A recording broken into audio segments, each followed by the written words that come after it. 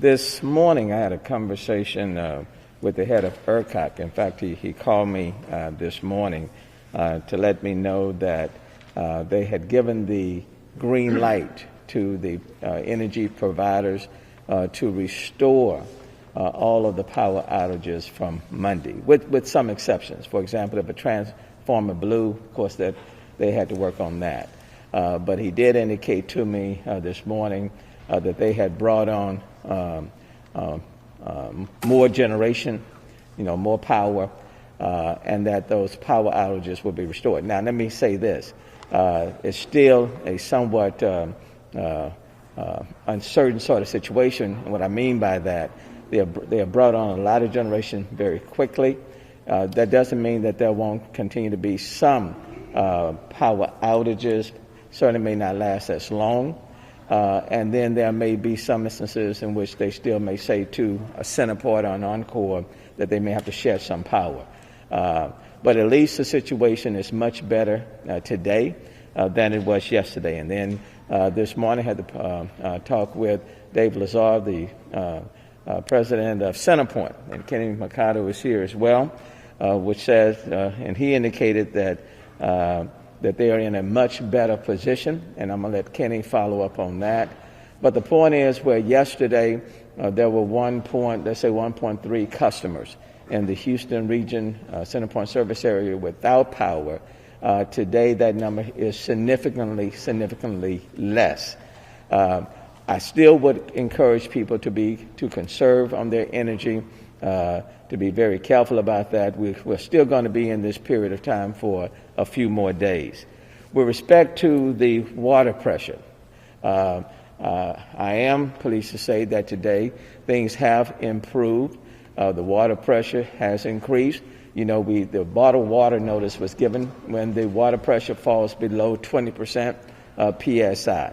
That water pressure now in the city of Houston is above 20, but the boil water notice remains in effect. So we're still working to build up the water pressure. Hopefully, many people, businesses throughout the city is experiencing better water pressure. The hospital's water pressure is much better today than on yesterday. The pressure in the jails, for example, is much better as of last night than it was the earlier part of the day. And that should continue to improve. So I certainly want to thank Director Carol Haddock and her team for working all throughout the night. We brought on more generators to augment our power source. And so things are starting to improve. Now, we still have a way to go. Let me just say that. Things are improving. But for some people, they still may have problems flushing their commodes. But the goal is to continue to add to build on that pressure, to stabilize it, which means I'm going to continue to ask people to conserve on their water usage. And what I mean by that, if water pressure is up in your home, for example, don't just go out and start washing a lot of clothes and all of that, because we still need to enhance the water pressure and to build it up and then to stabilize it. And so at the end of the day, you may say, okay, so what does that mean? Do we still have to boil water? The answer is yes, because it takes some time to really stabilize it. And then once it has stabilized, it's above 20 in terms of the pressure. It needs to be right around 35, really, 35. And we don't anticipate that taking place until tomorrow. Then we have to take samples and send those samples to the Texas Commission on Environmental Quality, TCEQ, and then we have to wait about 24 hours before we do that. So we're still looking at sometime, probably at the best, I would say Sunday, but I'm just going to say Monday. So we'll still be in this boil water status probably until about Sunday or Monday. I just want to say that so that you will know. And so if you have power, boil that water, and then you can use it. If you don't have power, then it's the bottled water. And I know, talking to the grocers, that they've gone out and they're restocking their shelves with more water. And at the same time, we are working to provide water to people, to families who may not be able to afford it. For example, in talking with Pepsi, we have asked them to send to Mattress Mac Gallery Furniture 10 pallets, and those 10 pallets of bottled water are already en route to Mattress Mac. And I want to thank Jim McInville, Mattress Mac, for just being a tremendous partner with the city of Houston. And then as of today, we're going to be working through the district council members' districts. There are 11 district council members, and I have asked them to identify sites in each one of the council members' districts. And then we will be providing water to each one of those sites. And it's my hope that we can have that up and going by today, by 2 o'clock. But certainly by today. And then they'll be distributing water to people in their respective districts. We want to do it this way because we don't want everybody to just be converging on just 1 or 2 sites. We want to kind of establish sites throughout the city that will be accessible by a lot of individuals. And so we're going to be working through the city council member districts. There are 11 of them throughout the city of Houston. They will identify sites, and then we will make those sites available. And it's my hope that they can start distributing water at no cost at about 2 o'clock today. So that's on the water distribution and the boil water notice. I will say to you that the airports are now operational, and so we're moving forward on that front. With respect to, let me back up on the water pressure. Things should be much better now at the various hospitals throughout the city of Houston in terms of the water pressure. And then we certainly, another priority were the fire hydrants for Chief Pena and all of the firefighters. And I know the pressure has to be above 20 for them to be able to effectively do their job. And so that's been the top 2 priorities: our hospitals and our fire hydrants. And then lastly, before I bring up Chief Buney, once power is restored and stabilized, once the water pressure is up and stabilized, and we are out of this boil water notice, which I hope will be no later than Monday, the question then becomes, what about families and individuals who, when the power came on and the pipes burst and the ceilings fell in and a lot of damage was done to their homes, and they don't have insurance and they don't have the financial means? How do we assist them to rebuild and to ease the pressure and the anxiety on them, especially for our seniors and especially for low-income families who were already on the margins because of the coronavirus and so many other factors? With that being said, it is my intent to set up a fund similar to what we did with Hurricane Harvey that will be able to assist people financially, assist them in being able to identify contractors and other nonprofit organizations that can help repair their homes as they move forward.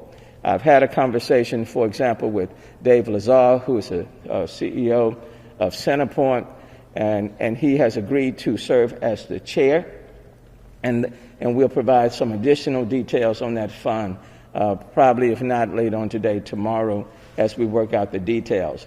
And I've talked to several other corporate leaders, corporate as well as other philanthropists who have also agreed to contribute to this fund already. But what I want to say to families, to our seniors, people in our low-income communities, people who don't have insurance, and they are wondering and questioning, yes, the power is on, Mayor. Yes, the water pressure is up, but my ceiling has fallen in, and my house is damaged, and I don't have the means. How do I move forward? We want to do everything that we can to pull together as a city to help provide you with the support and the assistance to repair your homes, to repair those ceilings as we move forward. I also want to thank members of the faith-based community. I was just on a call about 45 minutes ago with other faith-based leaders and community leaders and other nonprofits who are also willing to step up. This is what we do in our city. This is how we make sure that we don't leave anyone behind and that we recognize that people are already under a great deal of stress and strain, and so we want to assist them. And then lastly, the Mayor's Office for People with Disabilities is partnering with Crowdsource Rescue to deliver bottled water to people with disabilities who don't have access to reliable transportation. We want to make sure that no one gets left behind, especially the most vulnerable populations, and you can sign up for delivery at crowdsourcerescue.org/freeze, and that is crowdsourcerescue.org/freeze. And so again, whether you're in the disability community, whether you're low income, whether you're seniors, regardless of your status, this has been another situation that we've had to face. And if we work together, and I know we will, we'll move forward, and then we'll do everything we can to make sure that we build a city that's stronger, more resilient, and more sustainable, whether we are talking about the summer or whether we are talking about the winter. Let me first call on Chief Bunick, and then we'll go from there. Great. Thank you, Mayor, for your leadership and guidance during this critical situation that none of us have ever faced before.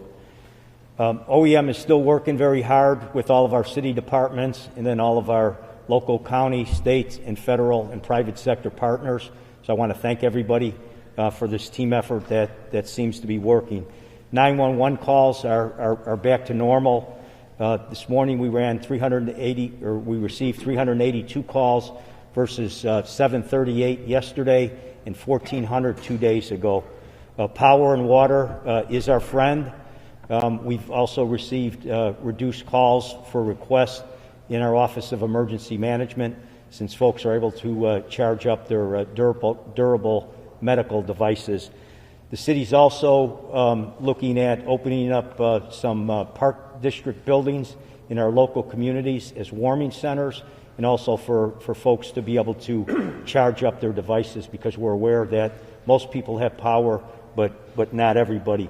Fuel shortages that were reported the last few days seem to be working themselves out since we have power and there's no ice. It's our understanding that some of the stations that were closed reduced capacity, which caused lines at places that were open, and also the fuel tanks were not running due to ice on the road. Lastly, the GRB right now is under 600 people this morning, and we will keep the GRB up and running up until Saturday morning. At that time, we will be closing the facility. It was never set up to be a long-term shelter. Thanks again, Mayor. I do want to say in reference to the GRB, because that was primarily intended for our homeless population, one of the good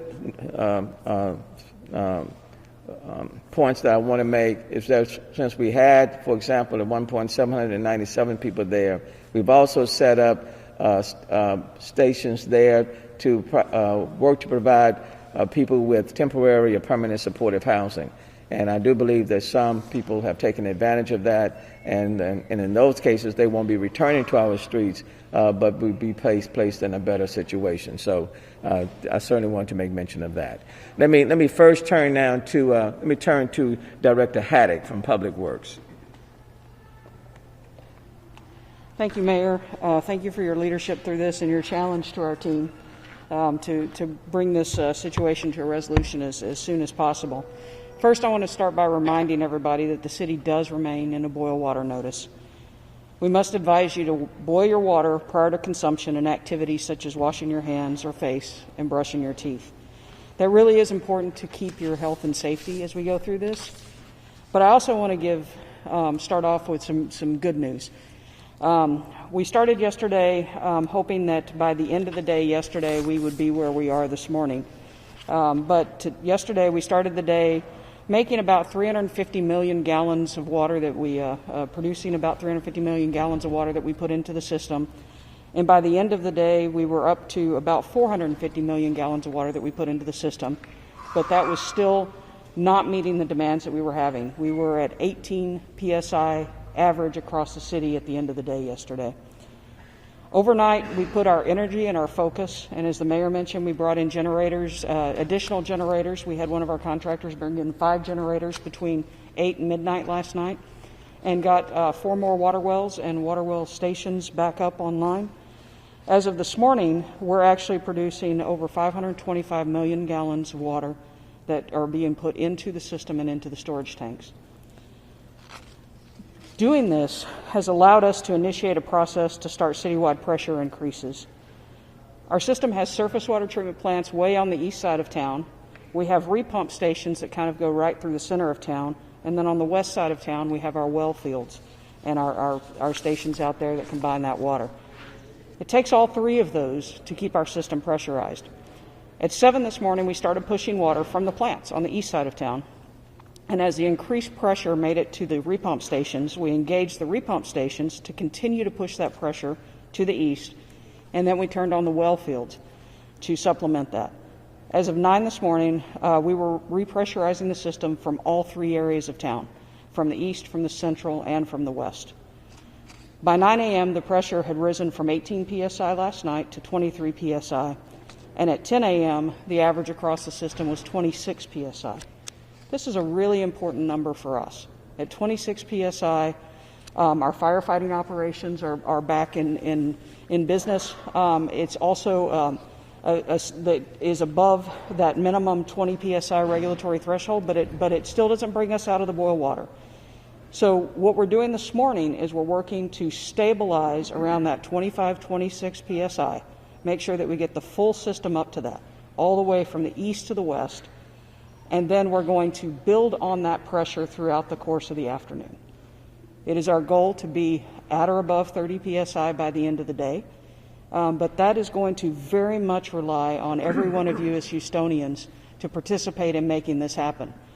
We're going to need to make sure that you minimize your water use, that you use water for truly critical functions, and that if you have a burst pipe, that you turn off the water to the system or to your home until you can get it repaired or at least plugged off. And if you don't know how to turn off your system, we have many, many staff members that are on call, stationed around town, and ready to show up and help you do that. Call 311 and they will get you directly to them. We'll get your address, your name, and we will have somebody come help you get that turned off. We're asking that if you live in an apartment complex, that you call the manager of your apartment complex. The manager are the ones that would call 311 if they're having problems. And also, if you see a break in our system, we want you to call us at 311 so that we can send our crews out to address those breaks. I want all Houstonians to understand that we absolutely understand how critical access to safe drinking water is for basic health and safety. And the pressures in the system not only serve your homes, but they also serve critical firefighting ability. And so it's really important that we as a city, once again, we ask you to come together on everything that attacks the city of Houston, and Houstonians stand up every single time. We ask you to take the precautions to help us keep the system stable and continue to build pressures so that we can achieve that goal of getting out of this boil water notice by Monday. Thank you. Thanks, Director Haddock. I want to emphasize, if your pipes burst, please immediately turn that water off. And if by chance you see water coming from someone's home, especially if people are not at home, please notify us so that we can assist. That's very, very important. And just bear in mind, all of these elements are interconnected. And so whether you're losing power, then the water pressure, all of these things are interconnected. I do want to mention and acknowledge on yesterday, for example, the Parks and Rec Department, along with the Fire Department, Public Works and others, did help to provide water to some of our hospitals for their chillers. So I certainly want to thank that collaborative effort from all of the various departments. Let me bring up Chief Pena from the Fire Department. Thank you, man. Thank you, Mayor, and thank you for your steady hand during these challenging times. This has been quite an experience, and we've learned so much hard and fast in these difficult times. But as was exemplified by crowdsourced rescues stepping up, I think good neighbors, good friends, good people make the city of Houston a pretty okay place to be. So we'll get through this one step at a time. Before I get into my report, I also want to stress that over the next several days, as the pipes start to thaw out, you will find leaks in your homes. Know how to shut off the water supply from the meter at your home. If you don't know how to do this, call 311. We will, and Public Works will work to get somebody out there to show you exactly how to do that. One other recommendation is if your pipes are frozen, don't leave the faucet on. That when they start thawing out, that just makes the problem worse when the water starts to overflow in the basins. So leave your water faucet closed until those pipes are thawed out appropriately. For the Houston Fire Department, we're operational, but the system does continue to be stressed. We've run an average of about 3,000 calls for service per day. So our firefighters are out there, day and night, and they're working extra hours. We had over 250 calls for carbon monoxide in the last 3 days. Over 250 calls, 17 just last night. Again, we've been stressing this point. I know people are taking whatever necessary steps they believe they need to in order to stay warm, but do not bring charcoal grills, propane heaters, generators inside your home. Do not run your vehicle inside your garage with the doors, even with the doors open. That's very dangerous, and it can accumulate carbon monoxide. It does not take much for those levels to be lethal. Headaches, nausea, vomiting, dizziness, confusion, those are all signs of carbon monoxide poisoning. If you have or are exhibiting these signs, step outside, call 911 if you need to get a medical evaluation. Okay? It's very important. Again, over 250 calls for carbon monoxide poisoning over the last 3 days. 17 of those came last night, and sadly we've had 2 fatalities here in the city of Houston. So we want to stress this point because it is an issue. We've also responded to over 60 structure fires over the last 3 days, and so the system has been really, really busy. I want to thank our partners at Public Works for all the work that they're doing to try to get the pressures back up in the hydrants, and for the mayor for pushing the ask to get that system stabilized because it is a concern for us. It is a safety concern. Until that infrastructure gets stabilized, please be mindful of what you're doing. Please be mindful of the steps that you're taking to try to stay warm, because you're unnecessarily exposing yourself to danger. We're working with 311 and SETRAC for those individuals that are on home oxygen, home O2. If they need their bottles replaced, call 311. 311, and working through SETRAC, our state partners, we will ensure that those bottles are exchanged. I think that's my report at this time, Mayor. Thank you. And let me emphasize, if it's a dire emergency, if it's an emergency and you need to call 311 or call EMS, I understand that. Please do so. But if it is not, let's say, for example, if you're at home and you just feel very, very cold or some discomfort, let me ask you not to do that, because that will tie up our EMS units, that will tie up the emergency rooms.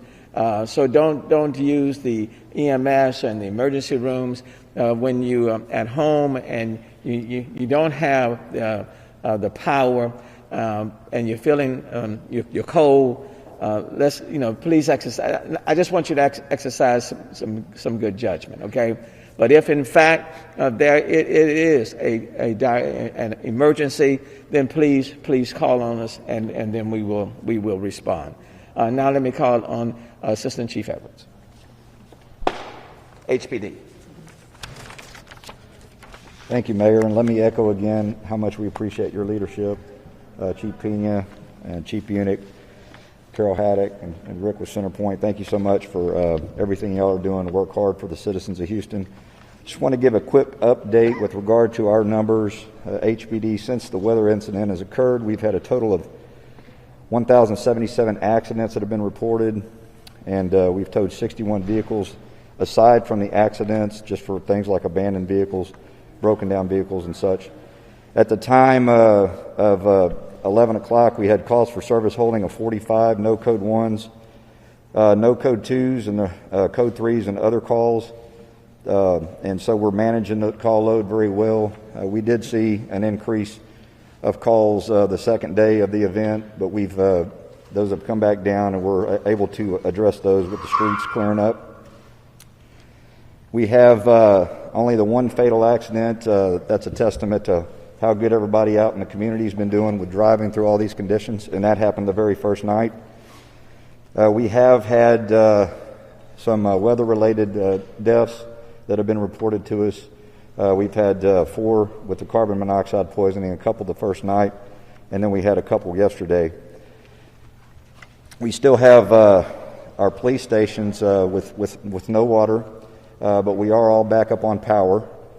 So thank you, Centerpoint, for making that happen.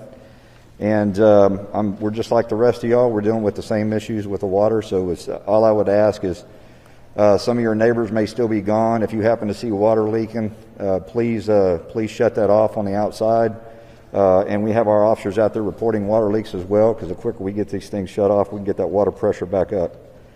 We do have the shelters going. We do have some officers at the shelters. We have some of our officers out visiting with some of the youth that are out there at the shelters and just engaging with them. And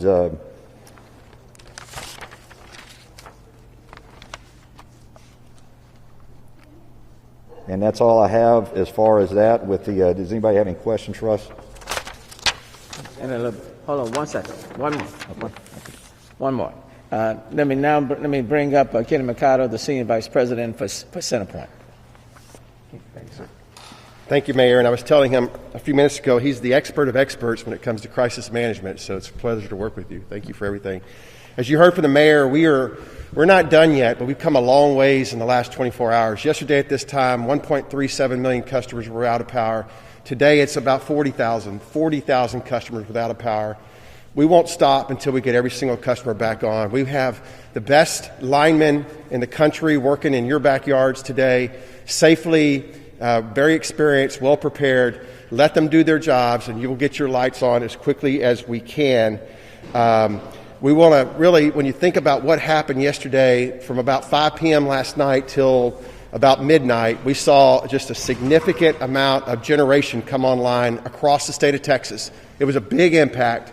And as a result of that generation coming back online, our infrastructure was ready to serve, and we properly and efficiently and safely delivered that power, that generated power, to all of our customers here in the greater Houston area safely, and many of you by midnight or in the early morning experienced your lights back on. As the Mayor said, we're not over. This is one time where we've added so much generation that it puts a significant impact on our grid. So think about it as on and off, on and off. So we're monitoring it very closely today. We have ample, across the state of Texas, we have ample reserved right now. And so we're going to continue to watch how well the generation stabilizes. And we hope, Mayor, that it will continue to stabilize. But tonight's another cold night, so we'll be working around the clock. We'll be watching carefully to make sure that the units stabilize and that we can focus on the customers that are still out and get everybody back to normal by the end of the day or by tomorrow. I just want to reach out and say thank you to our gas and electric employees, Mayor. As we went through this exercise, they constantly were making sure we had the right supply of gas to serve all of our customers and had us ready to provide service to all of our electric customers. And that coordinated effort made a big difference, as you mentioned earlier. Last thing is we still need your conservation. Conservation is critical today and tomorrow. Think of this as a large amount of power is coming onto the grid, just like water. And when it does that, it will stress the wires because you're going to overload if you have too much inrush. So we're asking you to efficiently use your services for water and electricity and allow us to do our jobs. And we'll get back together here in the next 2 days. So thank you for your endurance And we look forward to continuing to work with you till we finish up the event. Thank you very much. Thanks, Kenny. And then in closing, then we'll take questions as the power returns and as the water pressure builds up and increases. What I am concerned with is these pipes bursting throughout the city. Okay, that's what concerns me. So please pay very close attention to your homes, to your neighbors' homes, to people who are not at home, because that too will impact the water pressure.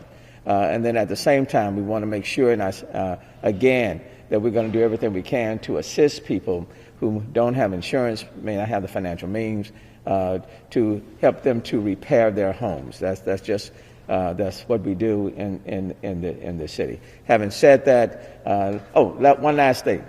Be very careful with people who are knocking at your doors offering to repair your home, okay? Make sure you're dealing with plumbers who are plumbers and not con artists, okay? Especially for seniors and others.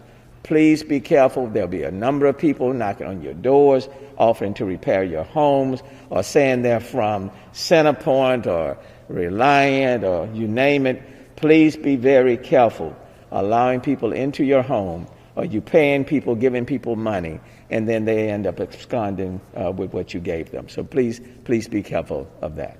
I'll stop and we'll take any questions. Another hard freeze for tonight. Water pressure getting where it needs to be. What do you advise people on drinking water in the pipes? On the drinking water, if you have power, boil the water first. Okay, right at 2 minutes. If you have power, if you don't have power and can't boil the water, then that's where the bottled water comes in place.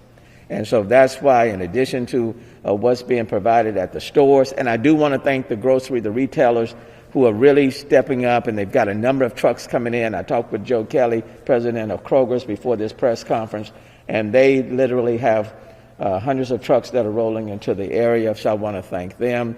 And then we're going to do our very best to distribute as much water without cost throughout our city to those families, those individuals who can't afford it, and we're going to try to make that available. So, and again, the plan is to use each one of our city council districts that will cover the whole city, and we'll make it as accessible. We'll set those venues up, and then we'll constantly try to replenish so we can keep it going. I mean, we're going to be in this status in terms of bottled water probably, let me just say conservatively, let me say Monday. If it's before, if we come out of before, great, but let's say Monday. So we're going to need to continue to boil that water or to use bottled water. Can we add to that? Yes, come on. Director Haddock. So I do want to add to that. So that's about the use of water in your home. As you started out, we're expecting another hard freeze tonight. If you've been lucky so far and your pipes have not burst, we would encourage each of you to very strongly consider turning off the water to your house and draining the pipes for the night. You can turn it back on in the morning. So this evening before you go to sleep, go out and turn that main turn-off off, turn some faucets on so your pipes drain. They can't burst if there's no water in them to freeze.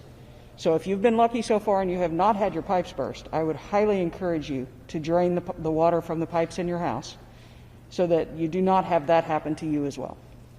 That's a good point. And that's a good point, Carol. Yeah. Some of the other questions, you've answered most of them. Is anyone going to be stepping in to help out with any of these things? We're certainly going to be making some requests on FEMA. I was talking with the mayor of San Antonio, who's also in a similar status with the city of Houston. All of the cities across the state, and then we're going to joint co-author letters to FEMA asking for additional support, additional water supplies, and there are some additional trucks that should be arriving from FEMA, so we anticipated that. I want to certainly acknowledge Congresswoman Sheila Jackson-Lee for helping and making those calls on FEMA, and then recognizing that so many families are going to be in need of repairs to their home. We're going to be making a request on FEMA and others for some federal assistance for them. We are under an emergency order, both the city, the county, the state, and as well as the feds. So whatever additional resources we can get to assist people, we intend to do that. But a number of mayors, for example, throughout the state are going to be signing letters to FEMA and to the feds for additional support. Will we see you continue going to blackouts? Kenny will probably be the best one to answer that. Yes, sir. Right now, we feel reasonably comfortable. I just talked to the leaders at ERCOT about an hour ago. We're bringing on some more big generation, and the bigger units, the more stability. It's really that simple. And there's more units online right now than we've had online since Sunday, so frequency also helps. The grid looks great, and we've been working so hard to keep it stable. We're pretty good at it now. However, tonight's a freezing night, and all of our activities have occurred at nighttime while people are sleeping. We're going to monitor everything tonight and tomorrow night, and we're hopeful, it's a lot of new units have been put back in the system, that they stabilize and that they stay in the system. If that doesn't happen, then simply put, we're going to go right back to either small to medium or large curtailment, but hopefully we can do it and rotate it and keep it as simple as possible and make the duration as short as possible. Last question, and every station was asked about, have you spoken with Ken Cruz, and what do you think about his Ken Cruz trip? Well, it's certainly much warmer where he's going. Let me just put it like that. Look, my task as the mayor of the city is to stay on the ship until everybody's needs are met. Until the power grid stabilizes, and we know that the power is going to stay on and we're not facing any rolling blackouts, until we bring up the water pressure such that everybody can flush their commodes and can have clean drinking water. The job is not done. The mission is not complete until that's done. And then sometimes, you may not be getting water. Let me just say that the city of Houston has not turned off water. So if the pressure, for example, is up and your neighbors have it and you don't have it, it may be something else taking place. But my job is to stay here until the situation is resolved. So that's I'm gonna let the senator speak for the senator. What I will say to you in my 5+ years as mayor is that I've had plenty of practice dealing with these situations. I don't need any more practice.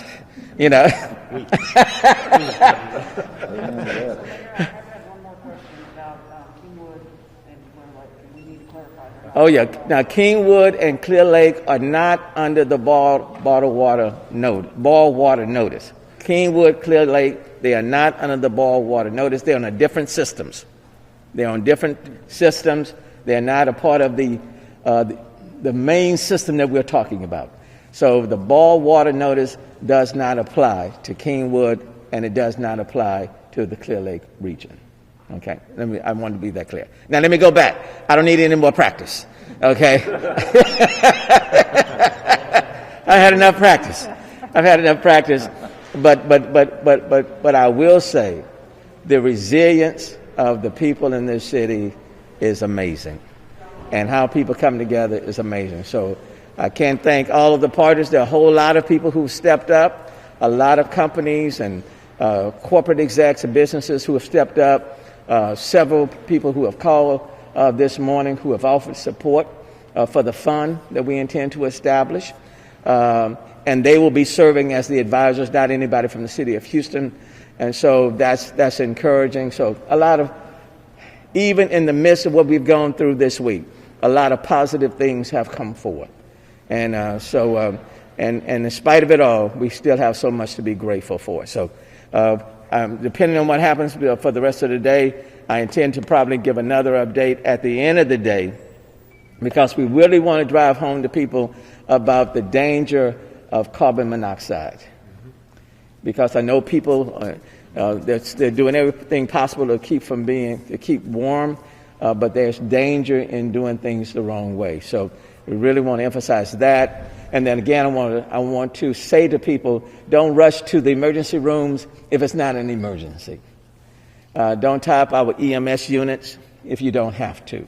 Save the EMS units for people who really need to go. And I say that very delicately because, you know, if you're sick and really bad, then we want you to go. But if you're not, please don't use the emergency rooms as a warming center. I guess that's what I'm saying. Don't do that. All right, I think that should do it. Appreciate it. Oh, I'm sorry. Clear Lake issued boil water this morning.